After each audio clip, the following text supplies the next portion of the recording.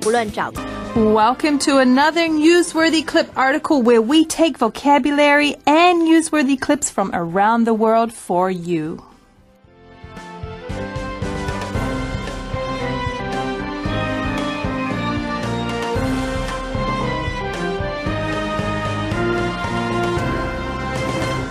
Well, hello and welcome back to Advanced Radio. We are in our newsworthy clip for the month of September, and we are happy that you joined us again for day 2 of this article. We've been talking about smoking on day 1, how to quit smoking, and that it's best to go cold turkey, which we found in a study. But first of all, before we get into reviewing that a little bit, I'd like to introduce my fellow hosts on the show today. Welcome back, gentlemen. Thank you for coming. To my left, I have... Hi, everyone. It's Albert. It's good to be back. Thank you for coming back. And to my right, I have... Brendan.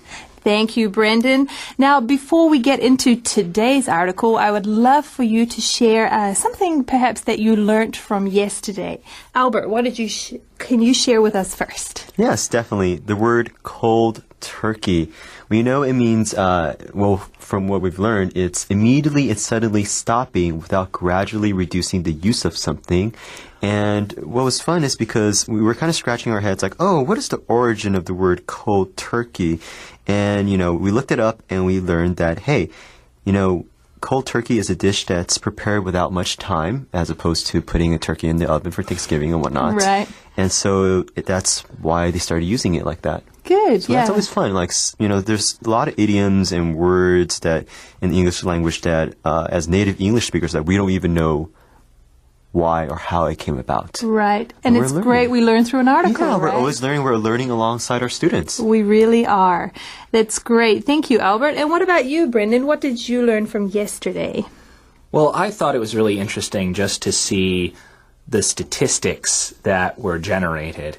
I had sort of known vaguely that going cold turkey was better than weaning off, or that people said that going cold turkey is better than weaning off when it comes to quitting smoking. But I never really had any hard numbers to back it up. The fact that this study was done and that they now have numbers, I think it was really fascinating, and it's great, more information for me to share with friends who maybe need to quit smoking. Yes, and that's what it is, really, isn't it? A study that shows us what may be one of the best ways to quit smoking if that's something you're struggling with. I think yesterday what I enjoyed also was the fact that we talked about when people are trying to quit smoking, that failure is common. But we also talked about the fact that we shouldn't give up. Even though there may be fairly low success rates, that doesn't mean it's not worthwhile to join these quit smoking programs. And that you really just need to measure it against your own success. You want to quit smoking, and so you want to keep trying until you really have breakthrough with that. You might meet some pitfalls. We talked about that, some pitfalls along the way, but don't give up. I feel like singing that song you sang yesterday, Albert. What was that song again? I'm not going to sing. All right. Well, we're going to look at another subject today. Today we are looking at headphones that deliver 3D sound. Gentlemen, do you like the headphones that you are currently using? Brendan? Yes, I do. I have a pretty expensive set of headphones because I like my sound quality, and so I want to make sure that when I listen to music, it is both comfortable on my ears and it's also very good quality, and I'm hearing everything that I want to hear. Right. What about you, Albert? I have been buying very cheap earbuds because I break them, lose them, or maybe they get stolen. I'm not too sure. But can't afford buying costly earbuds. Okay, well, it's interesting what we like and what we prefer as humans with our headphones. Some people are very passionate about what kind of headphones they like to use. Mm-hmm. Other people, they're okay with perhaps even the headphones they get with their iPhone or their smartphone. And so today we're going to be looking at headphones that bring about 3D sound. We've talked a lot about 3D in the past, but not really with headphones, have we, Albert? No, not at all. I mean, 3D sound, I was like, what? When I first saw this article. So I'm really looking forward to reading about it. All right. Well, why don't we do that? Why don't we get into our reading for today? Listeners, let's turn to page 23 in your magazine or your device, and let's start on line 1 on the left column.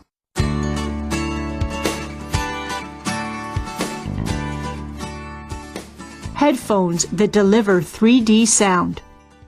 In the virtual reality video game Secret Shop, players hear a door creak open behind them, prompting them to turn around and set the game's plot into motion. It seems like a simple thing, but creating accurate spatial sound, how people hear in real life, isn't technically easy. It is vital, however, in the emerging virtual reality gaming marketplace to fully engage players in the action. The future of sound. San Diego startup Ausic has developed new headphone technology that it claims delivers incredibly accurate 3D sound to users. The technology blends advanced 3D audio algorithms, anatomy sensors, and head tracking technology in concert to deliver richer, more realistic audio. Headphones haven't really changed a lot since the late 1950s, when stereo headphones came out, said Ausic co-founder and chief executive Jason Riggs. They sound like a very close sound field next to your head.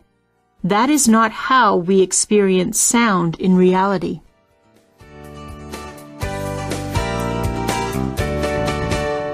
Well, listeners, if you're just joining us, you're joining us in our Newsworthy Clips article. We are on day 2, and we are talking about headphones. Now, headphones are important to us, to whether it's listening to music or listening to your latest podcast on your iPhone. Headphones are very important. I know I use headphones a lot at my desk. What about you, gentlemen? Do you use your headphones at your desk? I do, and it's always like a double-edged sword because I don't know if coworkers are talking to me or, the boss is coming up from behind and saying, hey, what are you doing? It's true. Sometimes I have one headphone in and the other one out, just in case. For instance, somebody may knock on my door and I don't hear the knock, or, like you said, the boss might call for you and you didn't hear the call. What about you, Brendan? I usually have my headphones in. I like to have some quiet background music while I work. So then someone will come and tap you on your shoulder? Yeah, or say, Brendan, really loudly. And you see their mouth moving, but not necessarily what's coming out. Right. Sound is actually really important in a lot of things, and you don't realize it until it's gone. I embarrassingly, used to watch pirated movies, and the quality isn't that good. Sometimes they omit the sound, and then, when I go and finally see the movie with sound, I'm like, oh my gosh, it's a whole different movie. What's going on here? Right. So, wow, words are definitely important. Brendan? But not only that, I study films and movies and things like that, and one of the things that they really stress is that sound effects are meant to confirm what you see. If you see something that's supposed to be big and heavy moving, but it doesn't sound big and heavy, everything looks off. Right. So sound is very important to figure out our environment, right? Mm-hmm. Well, we see in this article, we're going back into virtual reality. Now, Albert, I feel like we've done quite a lot of articles on virtual reality lately. Mm-hmm. Does that sound familiar to you? It does. I mean, I feel like the trend for the industry is because maybe one part is the technology is getting there, another part is the price point is getting to the point where everybody can buy it. So they're all about immersion, like immersing the player, consumer in the content itself, whether it be a video game, news, digesting the daily news, or just watching a movie. So again, we see here, it's also happening what you said in video games, and specifically we're talking about a video game called Secret Shop. Have either of you heard of this game before? I have not. No? Okay. I hadn't either till I read this article. It seems very popular because it does virtual reality very well right now. And a lot of competitors haven't been able to catch up to it, so they're using it as a benchmark for virtual reality right now. Now, in the game, we see that players hear a door creak open behind them. And this prompts them to turn around and set the game's plot into motion. What does that phrase mean, set plot or something into motion, Albert? It means to start a machine or process, or basically you start something to get it going. Yes, good.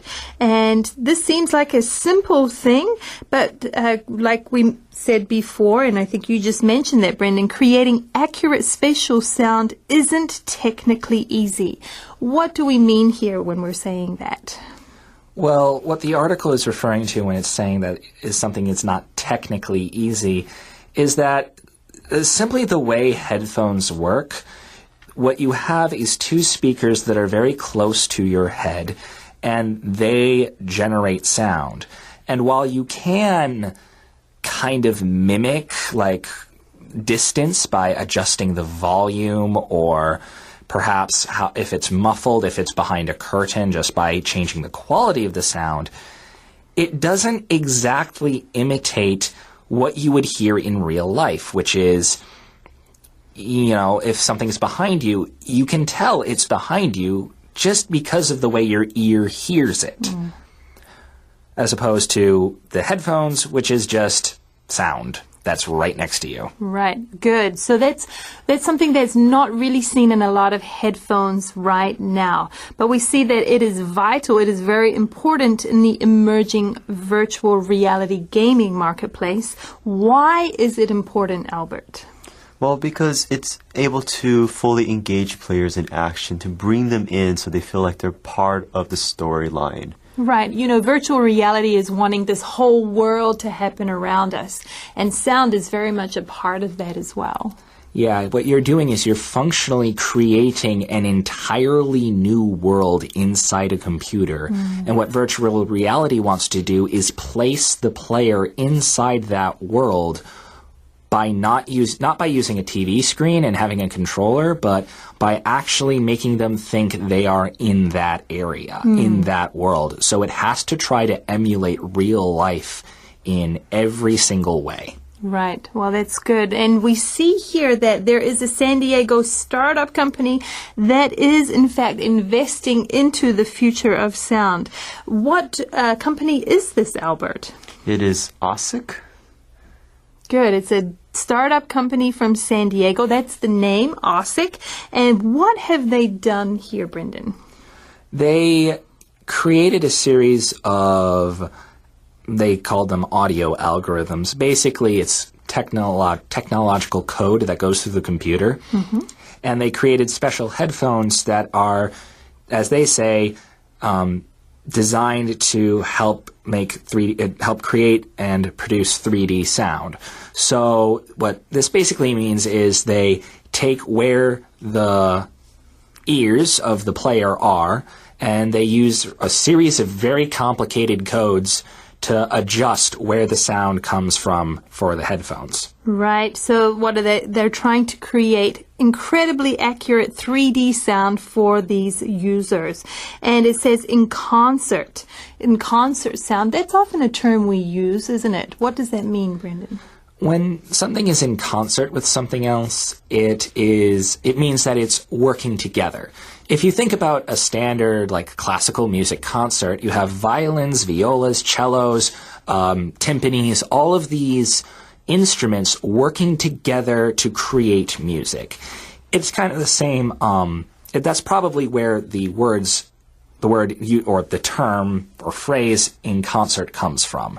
It is imitating a concert, working together to make one experience. Good. Okay, great. And that's what they're wanting to do with these 3D headphones. Now, we learned something from the OSIC co-founder and chief executive Jason Riggs. What does he have to say, Albert? Well, according to him, he says headphones haven't really changed a lot since the late 1950s. Maybe this is true. Maybe he's just promoting his 3D sound.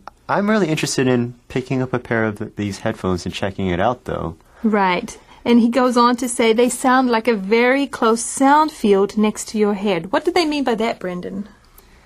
A sound field is simply just an area of sound. It is where sound is produced. So if, you have a speaker, that creates a sound field because it's an area right in front of the speaker where the speaker produces the sound, and that area in front is the sound field. Okay, good. So we've seen that headphones have been doing that in the past, but that is not how we experience sound in reality. So they're wanting to change that altogether. Well, let's find out how they're doing that in our next column. So let's take a look at our next reading.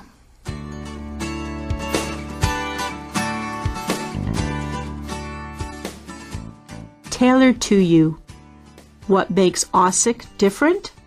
Everyone hears the world differently based on their anatomy, according to the company. Its headphones include sensors and algorithms that deliver sound based on the user's head size, ear shape, and other physical characteristics. You put it on and it automatically calibrates, said Riggs. That is what allows you to get the sounds out in front of you, or above you, or behind you. So I think we have something that is pretty unique. Sounds promising. The smart headphone market is predicted to reach $7.48 billion in the next 6 years, says market consulting firm Grand View Research. It will be driven by advanced features such as higher fidelity and better noise cancellation, as well as the explosion of portable devices. Riggs believes OSIC's approach is different enough to find a niche. If we were just doing headphones, I would say it was a crowded space, he said.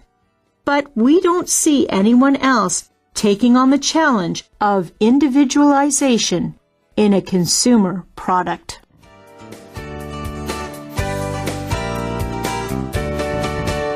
Well, on the second day of our Newsworthy Clips article, we are talking about headphones that deliver 3D sound.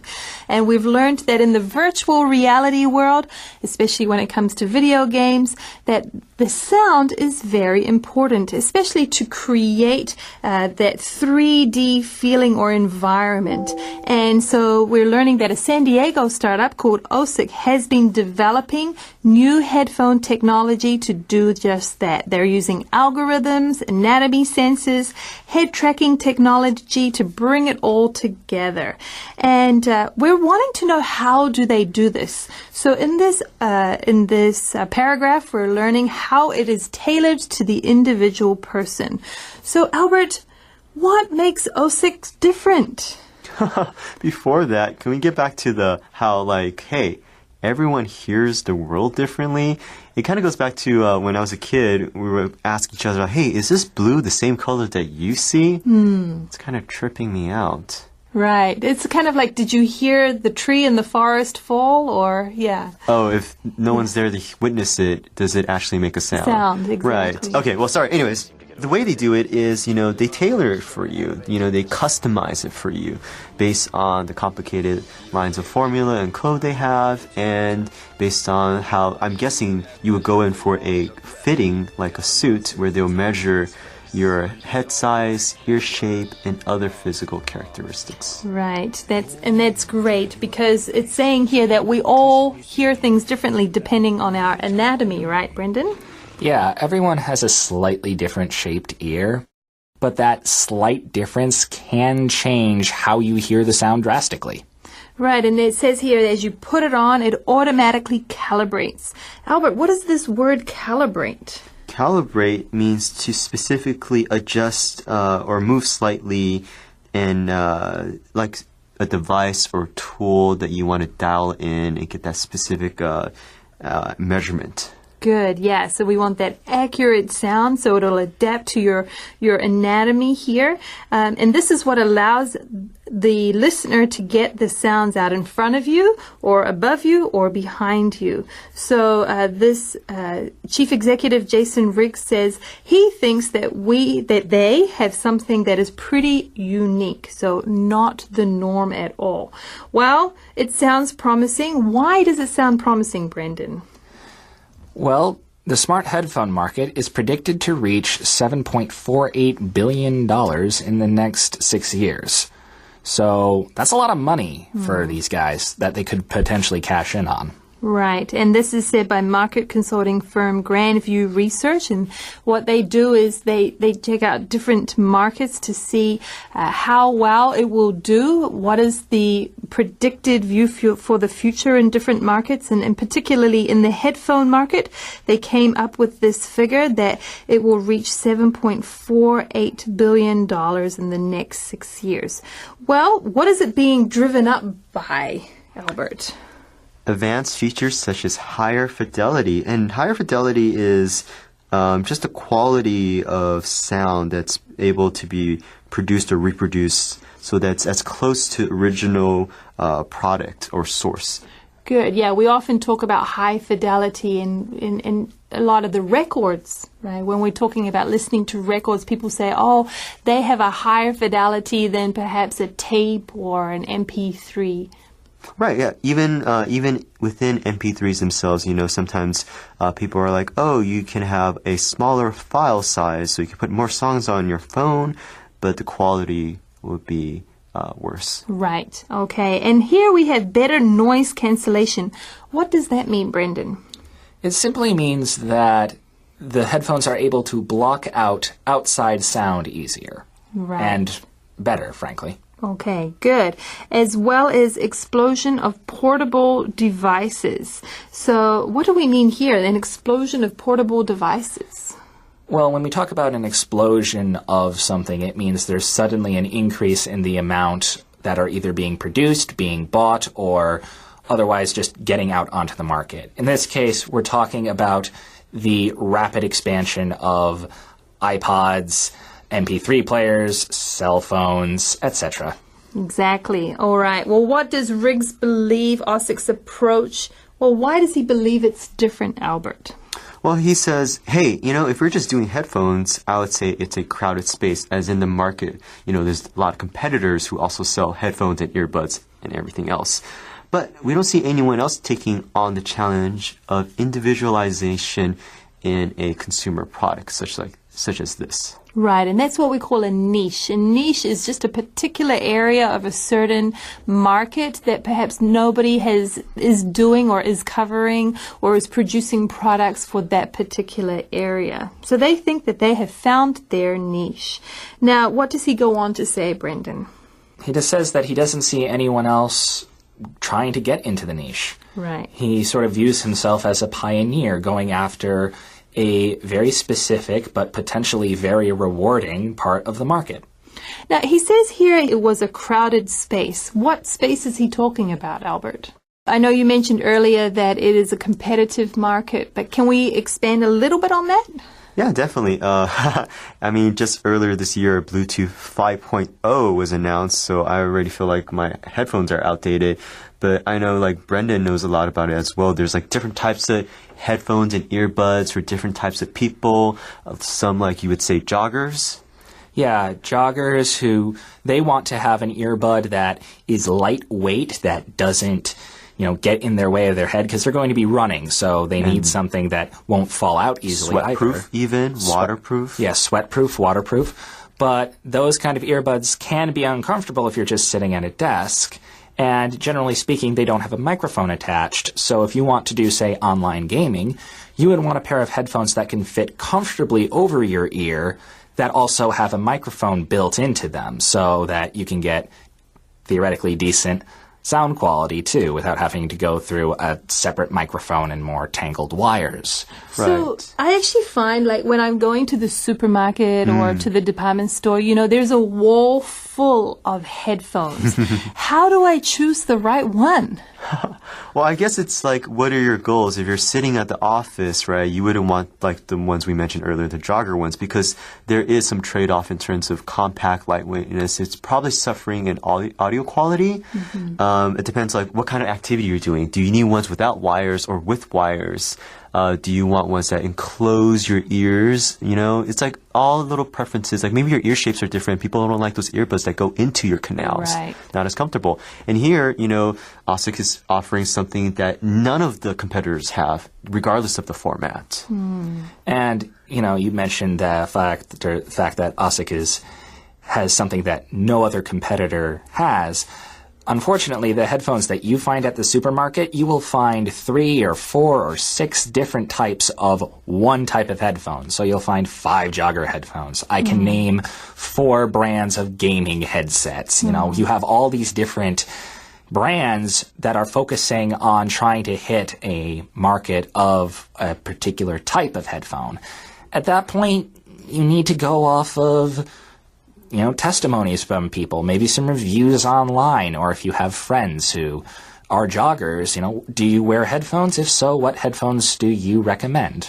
So I guess to answer your question, Amanda, is you should take Brendan to the supermarket and be like, help me pick out one. And if anyone in our listener, our audience wants it, write to Brendan and he'll help you out. Perhaps that should be something we look in for an article in the future. Right. How to choose your headphones. Well, I think this is a very interesting topic because virtual reality really is invading the technology world right now. And so sound goes along with that, and choosing the right headphones is important as well. Now, I don't know how long OSIC will be in this niche. I think a lot of other people will be joining them very soon. Right. I mean, like, what I'm looking at right now is like in a few years, people are going to be like, gosh, I can't believe we used to listen to 2D headphones. What's up with that? Right. It's like you used to use cassettes, black and white televisions. Ugh. Exactly, your big cell phone. And so, yeah, like you said, I think that will happen in the future as well with our 3D sound. Well, listeners, we would love to hear from you too. Get your feedback about headphones. What kind of headphones do you like to use? Has this thought made you think about sound in a different way after today's article? Make sure you check it out. You can contact us through our Facebook page, whether it's by email or on our website. Now, I know that there's this little square at the top of your page, here on page 22, a little QR code, Albert. Ooh, what is that? What does that do? It takes you to free content. That's right. At Advanced Magazine, we spend a lot of time crafting and creating really wonderful videos for you to help review the lesson. Use the VF words in different ways. So definitely check it out. You'll see more of our teachers delivering funny skits. We have game shows with Get It Right. That's always fun to witness and watch and enjoy. Well, there we go. Well, thank you, listeners, for joining us today. We hope you learned a lot more about sound. But we do have a third day, so make sure you come on back tomorrow. But until then, this is Amanda. Brendan. Albert. Saying goodbye. Goodbye.